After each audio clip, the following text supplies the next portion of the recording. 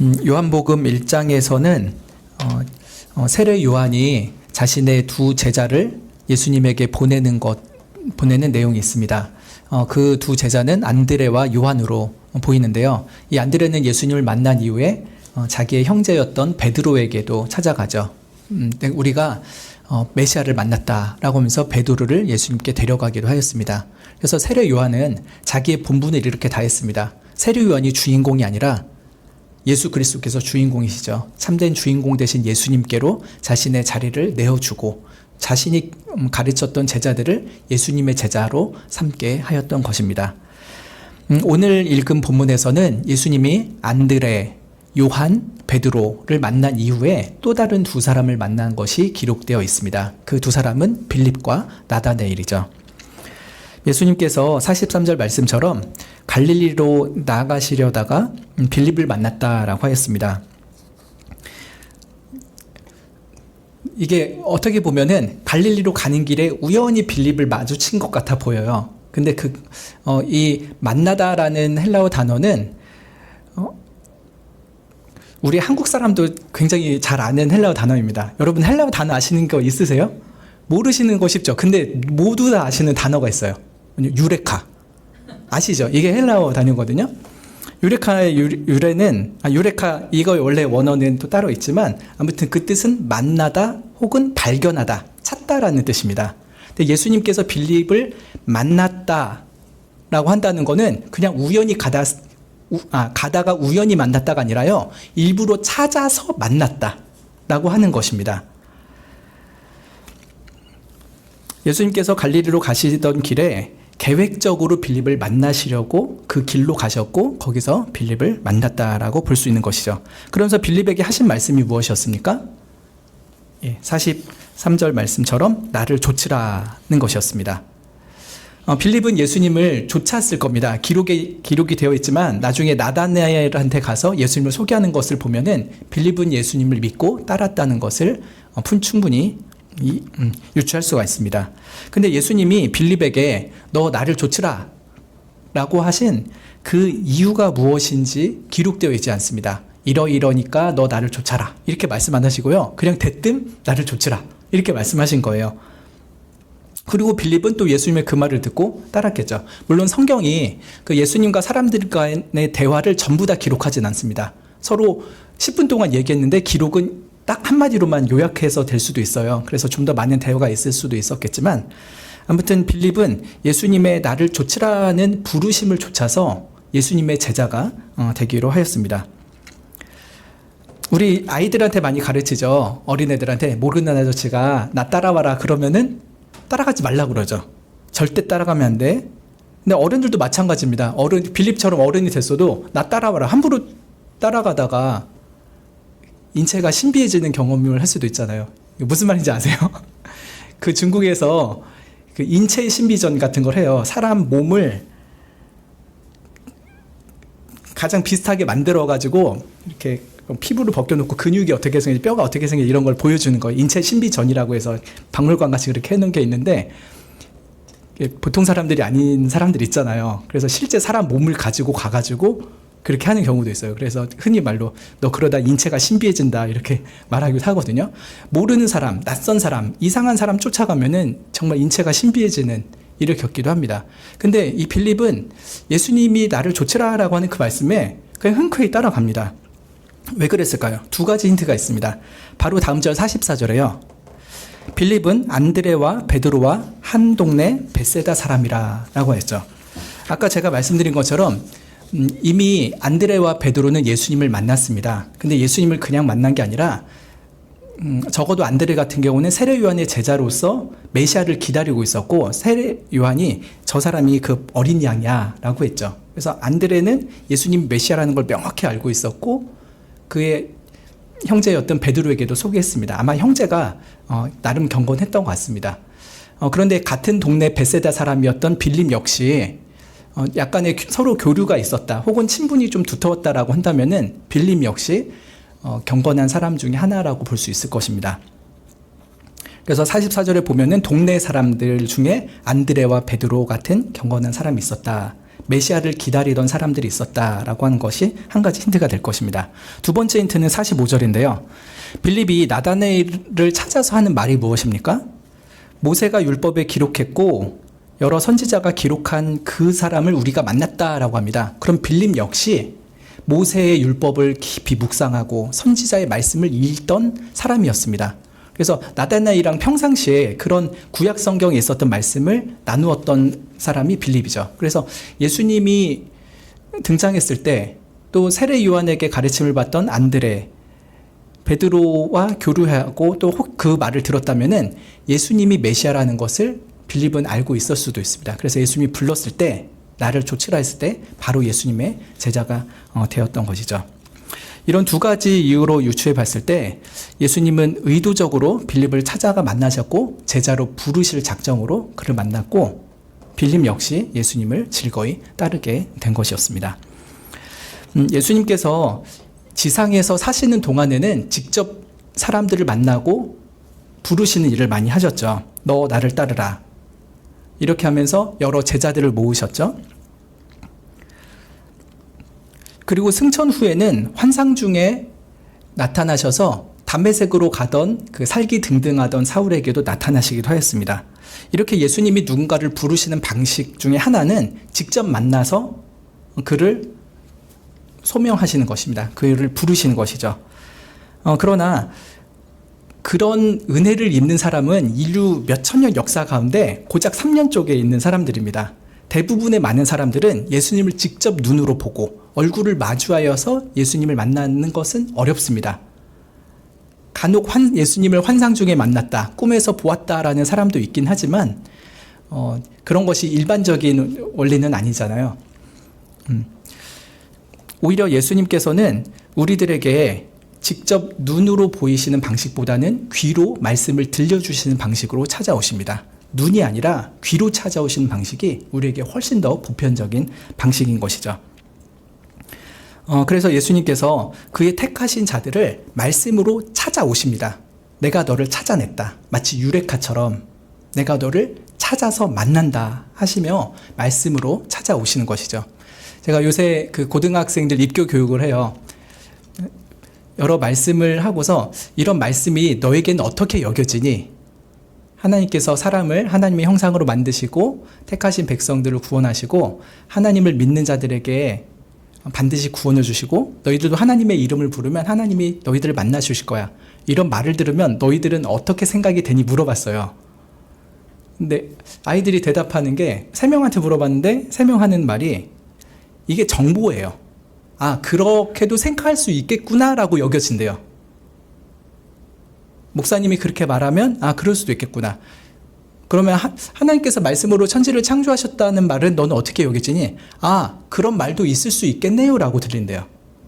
여러 썰 중에 하나, 여러 정보나 가설 중에 하나 정도로 느껴지는 거지 이게 확고한 진리다라고 하는 것으로는 느껴지지 않는 거죠. 그럼 이제 여기서 한 가지 더 질문은 그러면 이게 진짜인지 아닌지에 대해서 너는 얼마나 진지하게 고민을 해보니? 라고 질문하면은 별로 고민을 안 해요. 그러는 거예요.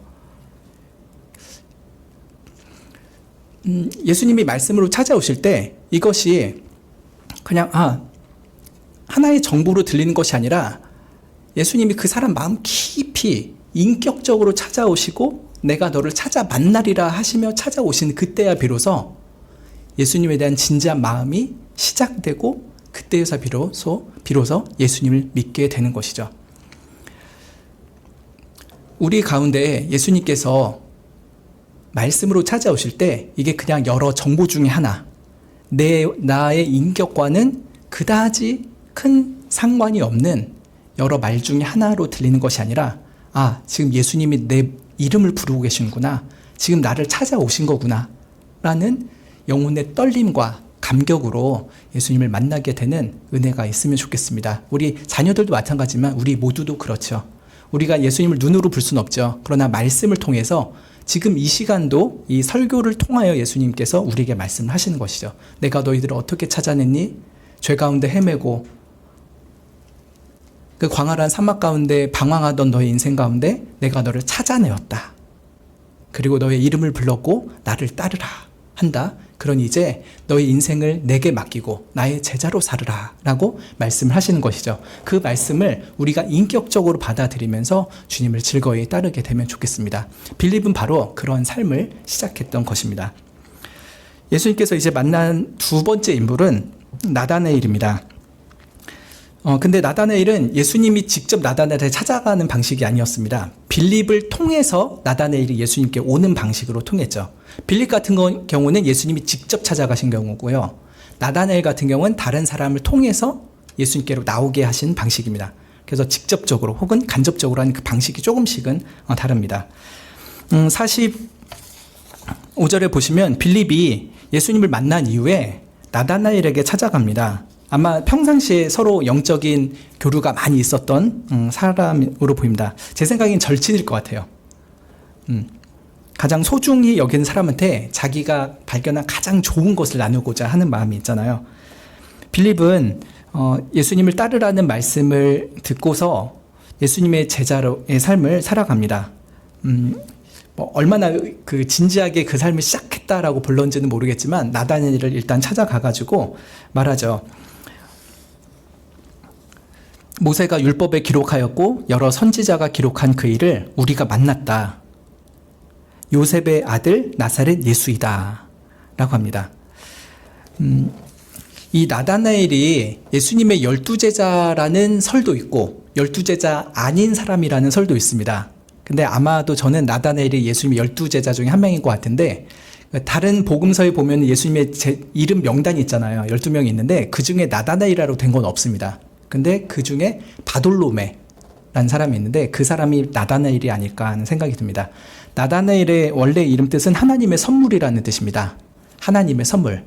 그리고 바돌로메는 돌로메의 아들이라는 뜻입니다. 그래서 나다나엘이 본명이고 바돌로메는 별명 같은 것 같아요. 예를 들면 김은수는 본명이죠. 근데 김영승의 아들, 영승이의 아들이라고 하면 별명이라 할 수 있는 거죠. 그래서 돌로메의 아들이라는 바돌로메는 이 나다나엘의 별명으로 보입니다.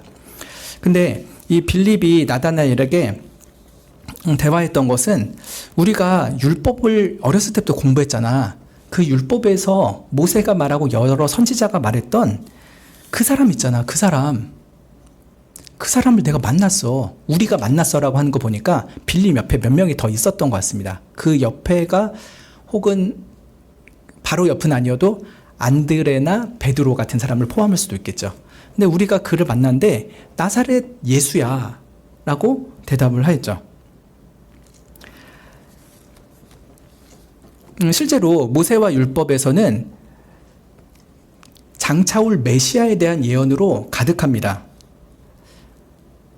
예수님께서도 엠마오로 가던 제자들에게 직접 말씀하셨죠. 모세와 모든 선지자들의 글로 시작하여 모든 구약 성경 핵심은 나 그리스도다 라는 말씀을 예수님이 직접 하셨습니다. 그러니까 예수님의 구약 해석학의 방식이 뭐냐면 구약은 나 예수 그리스도를 가리키고 예언하는 것이다 라고 하는 것이죠. 그리고 예수님이 그게 바로 나다라는 것을 다른 제자들한테 말씀하신 거죠. 근데 이것을 빌립도 발견을 한 거예요. 모세가 말하고 여러 선지자가 말했던 그 메시아를 우리가 만났다라고 합니다. 여러분 구약 성경에 예수님이 메시아로 올 것이라는 예언이 굉장히 많이 있죠. 생각나시는 게 어떤 구절이 있으십니까?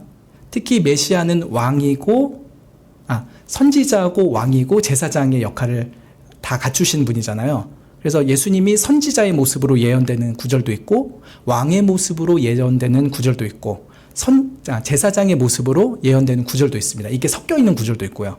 예를 들면은 참된 선지자로 오실 메시아에 대한 구약 말씀은 신명기 18장 15절을 들 수 있습니다. 모세가 했던 말인데 너의 하나님 여호와께서 너희 중에 너의 형제 중에서 나와 같은 선지자 하나를 너를 위하여 일으킬 것이다 라고 합니다. 하나님께서 모세와 같은 선지자 하나를 나중에 일으킬 것이야 라고 했던 그 선지자가 바로 참된 선지자이신 예수 그리스도를 가리키는 것이죠. 또 이사야 62장 1절에도요. 주 여호와의 신이 내게 임하셨으니 이는 여호와께서 내게 기름을 부으사 가난한 자에게 아름다운 소식을 전하게 하려 하심이라 라고 합니다. 하나님께 기름 부음을 받아서 심령이 가난한 자에게 아름다운 복음을 전하는 자, 그것이 바로 참된 선지자 예수 그리스도에 대한 예언이었죠. 또 진정한 왕으로 오실 메시아에 대한 성경 구절도 있습니다. 이사야 9장 6절에 보면은 이는 한 아기가 우리에게 낳고 한 아들을 우리에게 주신 바 되었는데 그 어깨에는 정사를 메었다. 그 정사와 평강의 더함이 무궁하며 또 다윗의 위와 그 나라에 군림하여 그 나라를 굳게 세우고 자금 이후 영원토록 공의와 정의로 그것을 보존하실 것이라 했습니다.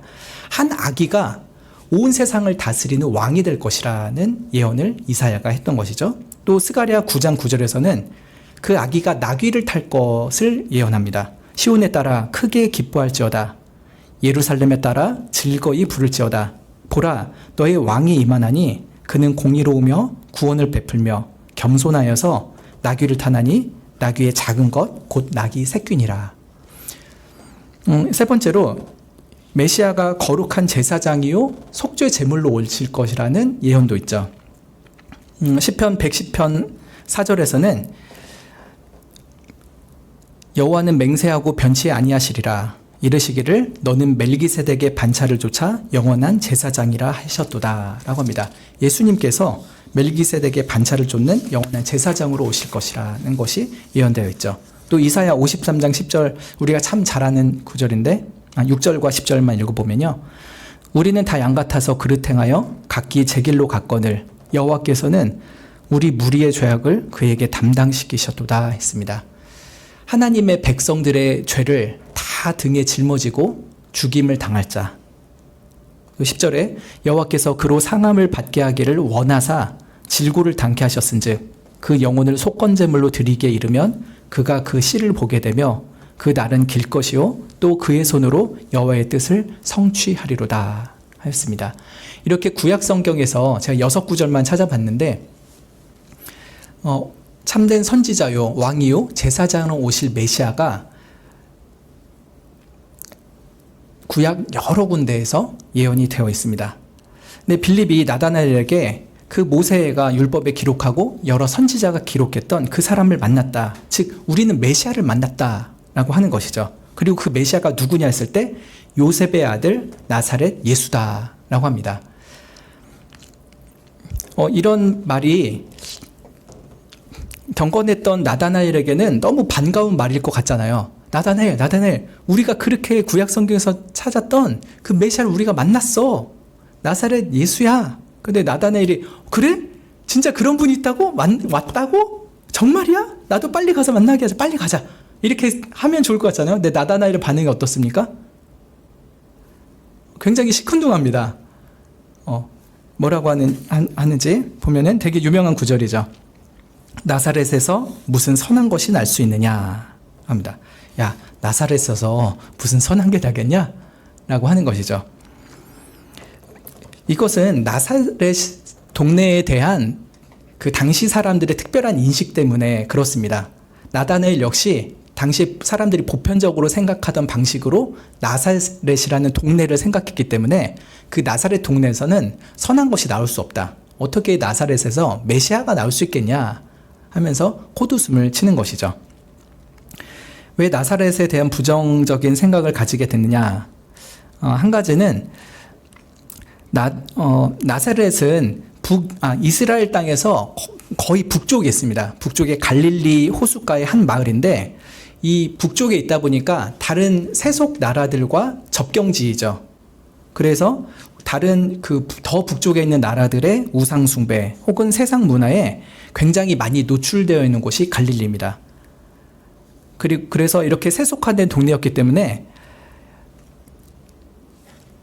갈릴리에서는 선한 선지자가 나오지 못한다라는 경멸적인 견해가 지배적이었습니다. 그 예가 하나 있는데 좀 나중에 니고데모가 예수님을 믿고 사내들인 공회에서 예수님을 편드는 일이 있습니다. 요한복음 7장에 그 사건이 있는데 사내들인 공회원들이 예수님을 편드는 니고데모에게 뭐라고 합니까? 너도 갈릴리에서 왔냐? 생각해봐라. 갈릴리에서는 선지자가 나지 못한다 라고 합니다. 그 당시에 신학자들, 여러 백성들의 생각에는 나사렛에서는 선한 것이 나올 수 없다. 선지자가 나올 수 없다라고 하는 부정적 견해가 강했습니다. 또 두 번째로 나다나엘이 나사렛 예수라는 말을 들었을 때 콧웃음을 쳤던 이유는요. 장차 메시아가 태어나는 동네는 나사렛이 아니라 어디로 알고 있었기 때문일까요? 베들레헴입니다. 미가서 5장 2절에 베들레헴 에브라다야 너는 유다 족속 중에 작을지라도 이스라엘을 다스릴 자가 내게로 나올 것이라 라고 했죠. 그래서 그 헤롯 왕 때도 신학자들을 불러놓고서 어디서 메시아가 태어날 거냐라고 했을 때 당시 신학자들이 베들레헴이라고 지목을 해주잖아요. 그래서 거기에 군대를 보내서 거기에 있던 유아들 다 죽이는 일이 있었죠. 그렇게 메시아가 태어날 동네는 나사렛이 아니라 베들레헴이라는 인식이 분명했었습니다. 그러니까 이렇게 성경을 나름대로는 잘 알았다고 생각하는 나다나엘은 나사렛에서 메시아가 나오지 않는다. 그러니까 나사렛 예수는 메시아가 아니다라고 생각을 했던 거죠. 근데 이런 거를 빌립이 따다다닥 잘 성경적으로 풀어서 반박을 하고 오해를 풀어줄 만한 실력이 없었던 것 같아요. 빌립은 뭔가 이건 아닌 것 같은데 내가 만나고 진짜 예수님 메시아 맞는데 나다나엘이 아니라고 하는데 어떻게 반박도 못하겠네 하면서 답답합니다. 여러분 전도하실 때 하나님이 살아 계신다고 나는 믿는데 다른 사람한테 말하면은 그 사람이 순순히 잘 믿어줍니까? 야 너는 믿는지 모르겠지만 난 하나도 안 믿어진다. 네 말 뭐라고 하는지 난 진짜 하나도 이해가 안 돼. 안 믿어져. 이렇게 하면 여러분 어떻습니까? 나는 확실히 하나님을 만났고 그의 은혜를 날마다 받으면서 살아가니까 이렇게 말하면 이 사람이 좀 알아들으면 좋겠는데 영 못 알아죠. 그럼 어떻게 해야 됩니까? 막 논리적으로 설명하고 성경을 막 풀어서 그렇게 할 수도 있겠죠. 그것도 좋은 방법 중에 하나인데 그것도 안 통할 때도 있잖아요. 그럴 때는 기도합니다. 하나님 이 영혼에게 마음의 문을 열어주셔서 지금은 아닐지라도 이 오늘 뿌린 말씀의 씨앗이 그 영혼에 심겨지고 뿔을 내리고 싹을 틔우고 열매 맺게 하옵소서. 그렇게 기도할 수도 있겠죠. 또 한 가지 방식은 좀 더 말씀의 훈련을 많이 받은 사역자들한테 데려오는 것입니다.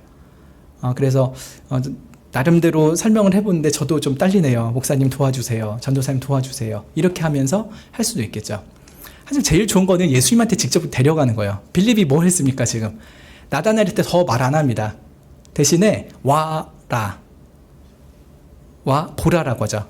와라, 봐라. 딱 두 마디를 합니다. 그래서 나다나엘을 데려갑니다.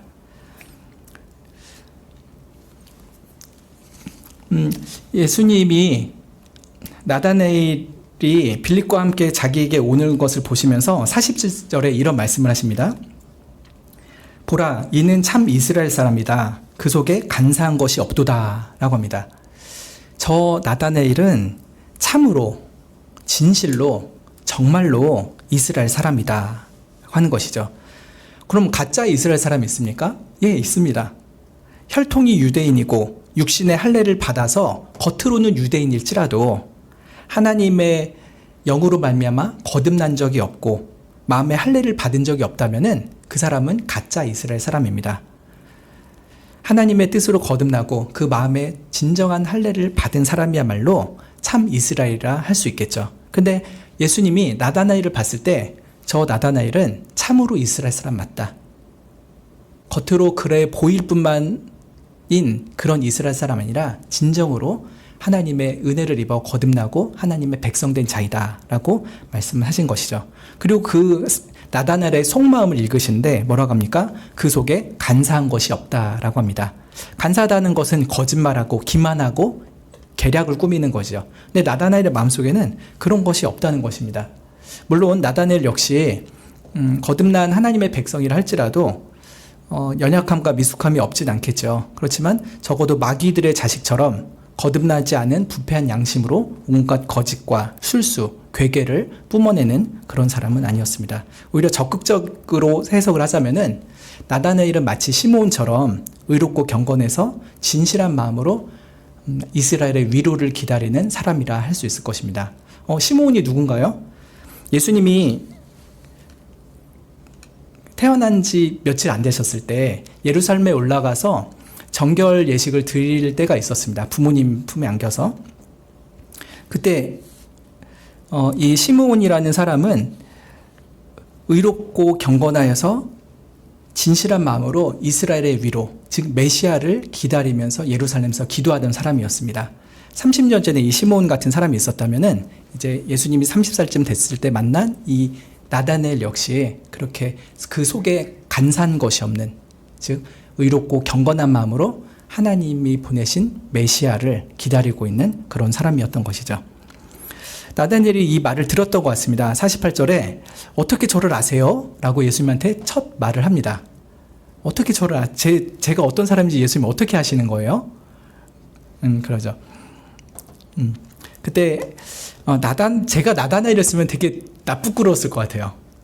나다나엘아, 너는 참으로 이스라엘 사람이다. 너희 속엔 간사한 것이 없구나. 이렇게 말하면요, 예수님 무슨 그런 말씀하세요? 자, 그런 사람 아니에요. 이렇게 했을 것 같은데, 나다나엘이 또 이렇게 손살을 치고 그러진 않습니다. 어떻게 저를 아세요? 이러는 거 보면은 진짜 자기 마음속에 진실한 마음으로 하나님을 메시아를 기다리고 있는 거예요. 너무나도 그게 절실해서 너 그렇게 살고 있는 거잖아. 예수님 말할 때 부정을 안 해요. 맞아요.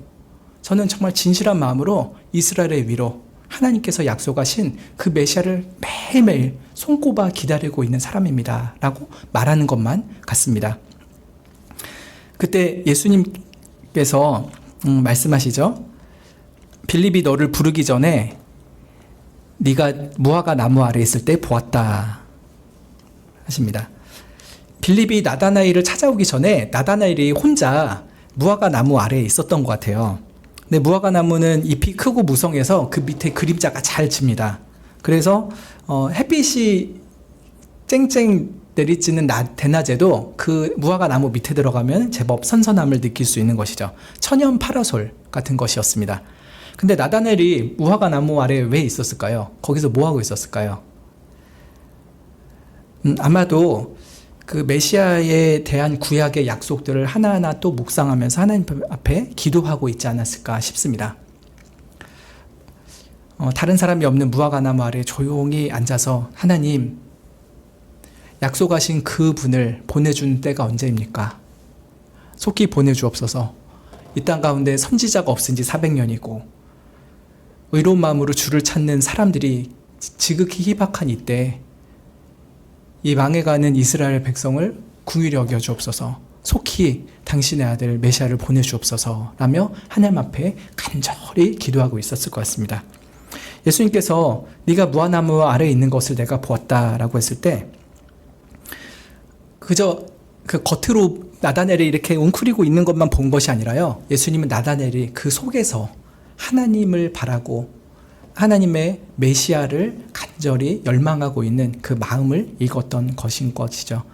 나다나엘도 예수님이 나의 그런 마음을 읽었다라고 생각하면서 반응을 했던 것 같습니다. 그래서 나다나엘이 자기의 속마음을 읽는 것, 그러니까 겉으로 무화과나무 아래 앉아있는 겉모습이 아니라 그 무화과나무 아래에 앉아서 그 나다나엘의 영혼 깊은 곳에서 하나님께 간절히 구하고 메시아를 갈망하는 그 속마음을 읽어낸 예수님을 메시아로 인정하게 되는 것이죠. 그것이 바로 49절 말씀입니다. 라삐여, 당신은 하나님의 아들이시요 당신은 이스라엘의 임금이로소이다.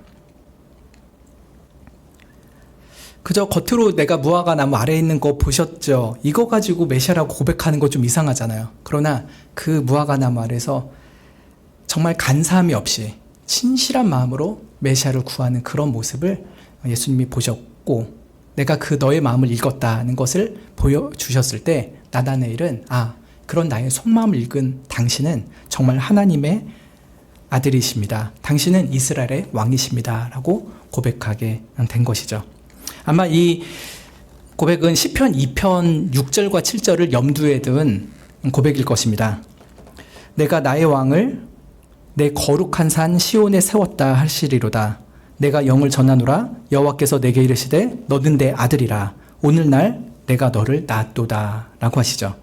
6절에서는 이스라엘의 왕, 그리고 7절에서는 하나님의 아들이라는 것이 보이죠. 나다나엘은 이 시편에서 약속했던 그분이 내 눈앞에 나타나신 나사렛 예수라는 것을 믿게 된 것이었습니다.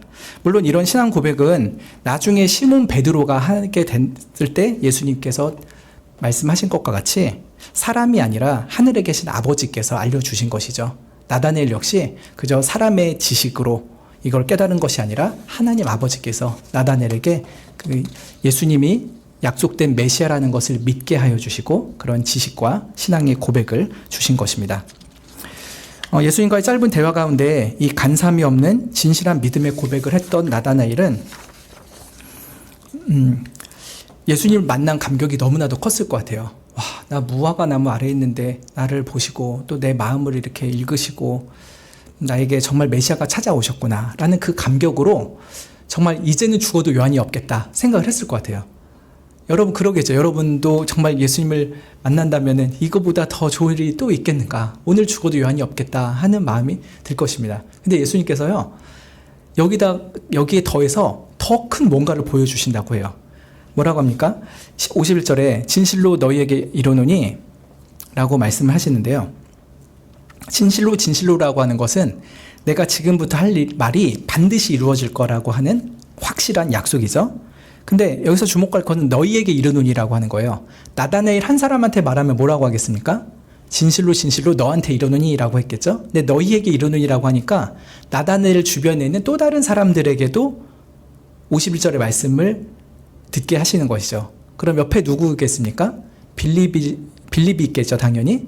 그리고 또 빌립과 함께 왔던 또 다른 사람들도 있었을 것입니다. 누군지 정확히는 모르지만. 근데 그들에게 하시는 말씀이 뭐냐면 하늘이 열리고 하나님의 사자들이 인자 위에 오르락 내리락 하는 것을 보리라 라고 하시죠. 50절에 너는 내가 너를 무화과나무 아래서 보았다고 함으로 나를 믿니? 그렇게 작은 단서만으로, 그렇게 작은 나의 말만으로 나를 그렇게 철석같이 믿니? 그 믿음에서 지금 이 것보다 더 큰 일을 네가 보게 될 것이다 라고 합니다. 그 큰 일이 바로 인자이신 예수님 위에 사다리가 있고 하늘이 열리고 천사들이 그 인자 위에서 오르락 내리락 하는 것을 보리라 라고 말씀하시는 거예요. 여러분 이런 장면을 본다면은 정말 너무 신기하겠죠. 하늘이 열리는 것 상상해 보세요. 하늘이 쫙 열리고 거기서 사다리가 쭉 내려오고 천사들이 그 사다리를 내려왔다가 올라갔다 하면서 예수님에게 수종드는 그런 모습. 이거는 참으로 기이한 모습이 아닐 수가 없습니다. 이렇게 큰 일을 네가 보게 될 것이야 라고 나다나엘과 빌립에게 말씀하신 것이죠. 근데 이 장면 어디서 많이 본 듯한 장면이시죠? 어디입니까? 구약시대 때 야곱이 봤던 장면입니다. 야곱이 형과 아버지를 속여서 장자권을 얻어낸 다음에 형의 죽임을 당할까 무서워가지고 외삼촌 라반의 집으로 도망가죠. 가는 길이 굉장히 멉니다. 그러다가 그 길 가운데 멈춰가지고 잠을 잡니다. 창세기 28장 10절인데요. 그때 돌을 베개로 취하고서 야곱이 잠들었습니다. 거기서 하나의 꿈을 꿉니다. 야곱이 꿨던 꿈은 사다리가 땅 위에 섰는데 그 사다리의 꼭대기가 하늘까지 닿는 것입니다. 얼마나 사다리가 길었는지 모르겠어요. 근데 하나님의 사자가 그 사다리 위에서 오르락 내리락 합니다. 그런데 여호와께서 그 사다리 끝에 하늘에서 말씀을 하십니다. 나는 여호와다. 야곱은 꿈에서 하나님을 만난 거예요. 아마 하나님과 이렇게 그러니까 하나님과 인격적으로 만난 것은 야곱이 처음 이때 경험하지 않았을까 싶습니다. 나는 여호와다. 너의 할아버지 아브라함의 하나님이야. 그리고 너의 아버지 이삭의 하나님이다.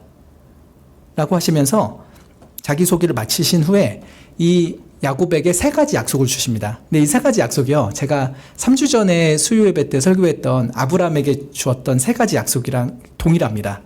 아브라함에게 주셨던 약속이 땅, 민족, 복에 대한 약속이잖아요. 근데 이거를 아브라함의 손자인 야곱한테 똑같이 주시는 거예요. 꿈속에서 나타나셔서. 창세기 28장 13절에서 하나님이 이렇게 말씀하십니다. 너의 누운 땅을 내가 너와 너의 자손에게 주리라 라고 합니다. 땅에 대한 약속을 주시죠. 근데 이 땅에 대한 약속은 제가 전에 설교했던 것처럼 장차 하늘 나라를 너에게 유업으로 주리라 하는 약속이죠. 또 14절에는 너의 자손이 땅의 티끌같이 되어서 동서남북의 편만을 찌며 땅의 모든 족속이 너와 내 자손을 인하여 복을 얻으리라 라고 합니다. 지금 야곱은 자식이 하나도 없어요. 결혼도 안 한 상태예요. 그런데도 너의 자손이 땅에 티끌같이 많아질 것이다. 동서남북에 편만할 것이다 라고 말합니다. 근데 이 자손은 누구입니까? 육적인 자손을 넘어서 영적인 자손인 하나님의 백성들을 말하고 있는 것이죠. 그리고 끝으로 15절에 내가 너와 함께 있어 너와 어디로 가든지 너를 지키며 너를 이끌어 이 땅으로 돌아오게 할지라. 내가 내게 허락한 것을 다 이루기까지 너를 떠나지 아니하리라 하신지라. 즉 내가 너의 하나님이 되고 내가 너에게 임마누엘이 되리라 라고 약속을 하신 것이죠.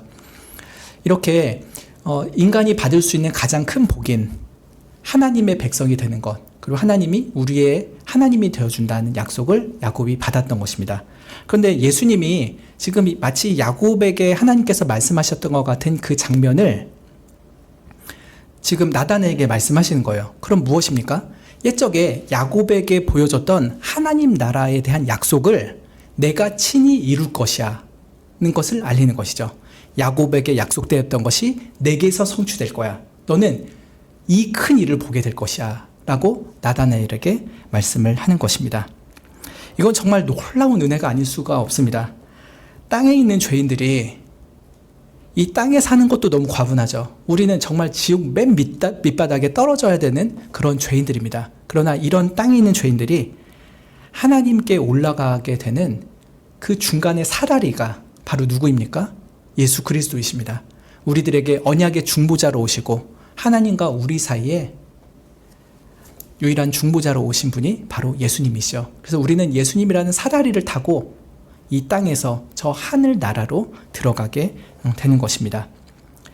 예수님께서 야곱에게 약속하셨던 하나님이 야곱에게 약속하셨던 그 하나님 나라의 약속을, 그리고 하나님 나라의 복을 나 예수가 완성하는 것을 너희들이 보게 될 것이다 라고 약속을 하신 것입니다. 말씀을 맺겠습니다.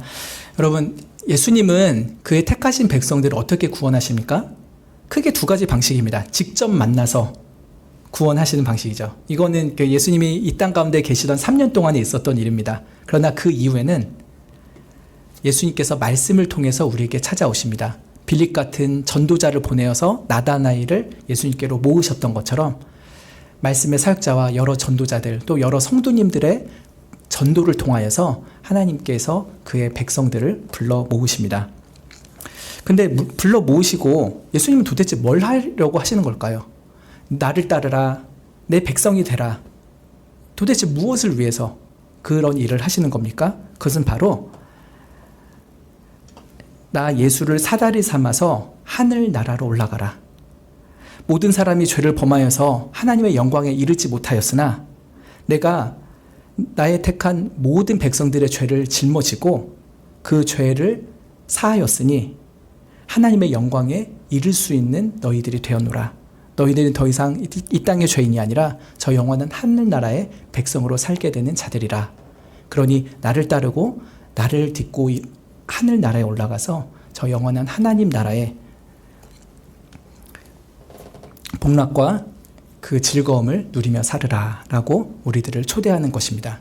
나를 따르라, 예수님의 제자로 따르라, 나의 제자가 되라 라고 하는 말씀은요, 결국은 하나님의 큰 복을 누리는 그 자리로 내가 데려가겠다라고 하는 말씀인 것입니다.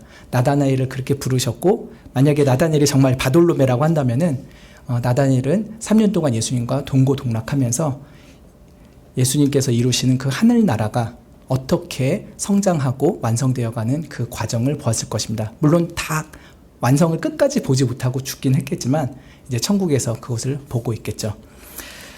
그 나다나엘 이후로 우리 또한 예수님의 부름을 받습니다. 예수님이 빌립을 부르신 것처럼 우리들을 부르시죠. 나를 따르라. 또 나다나엘을 부르신 것처럼 너희들은 하나님의 은혜를 입은 참 이스라엘 백성이라. 너희들의 왕 대신 하나님의 나라로 내가 너희를 데려가니 나를 따르라 하며 우리를 부르십니다. 예수님의 12제자뿐만 아니라 우리 모두가 예수님의 제자인 것입니다. 이 제자들을 예수님 손잡고 어디로 데려가시는가?